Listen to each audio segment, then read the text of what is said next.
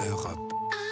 Europe 1. L'international, François Clémenceau, c'est historique, disons-le, pour la Tunisie. 7 ans après la révolution de Jasmin, une femme devient maire de la capitale. Et elle est islamiste. Oui, elle s'appelle Souad Abderrahim, elle a 53 ans et si vous avez vu sa photo dans les journaux ce matin, elle ne porte pas le voile, elle est rousse, elle n'hésite pas à porter le tailleur et les talons.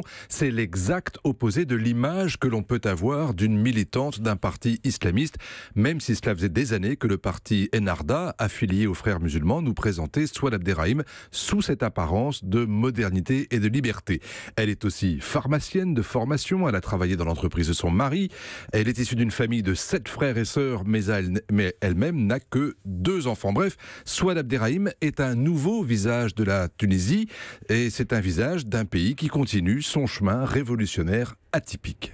Parce que ça n'est pas non plus la seule femme élue, François, à la tête d'une grande ville en Tunisie. Exactement. Sur la totalité des municipalités du pays, les femmes ont réussi à se faire élire sur 48% des sièges disponibles et d'un tiers en tant que tête de liste. Et comme le parti islamiste Ennahda est arrivé en tête dans 20 des 28 villes de plus de 100 000 habitants, cela veut dire qu'il y aura bien sûr d'autres Souad Abderrahim. Elle-même le dit, cette victoire est une victoire de la femme tunisienne, un pied de nez à ceux qui doutaient des capacités des femmes en politique, même on ne doit pas oublier qu'il y a eu également 65% d'abstention à ces élections. Oui, mais il ne faudrait pas oublier l'essentiel, c'est ce que vous dites. La parité en politique, que ce soit en France ou en Tunisie, c'est évidemment un principe universel. Mais ce qui compte, c'est aussi naturellement le discours et les pratiques des élus. Or, Souad Abderrahim a créé la polémique lorsqu'elle a dit au lendemain de la Révolution qu'elle considérait les femmes célibataires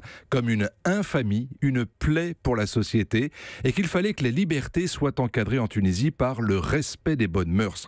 Et lorsqu'on l'interroge aujourd'hui sur l'égalité homme-femme dans l'héritage, c'est une réforme fondamentale qui sera discutée prochainement au Parlement, eh bien elle dit qu'elle n'a pas d'opinion. Bref, on atteint ici un peu la limite de l'exercice. On a eu ce débat lors de la montée en puissance de Sarah Palin aux États-Unis, de Sonia Gandhi en Inde ou de Marine Le Pen en France. C'est toujours une très bonne chose que le paysage politique soit mixte pour bien illustrer la diversité et le pluralisme d'une société, mais ce qui compte à la fin, c'est évidemment le fond, le conservatisme radical, la corruption, la démagogie ou la xénophobie, c'est-à-dire tout le mal ou tout le bien que l'on fait aux autres, qu'on soit un homme ou une femme.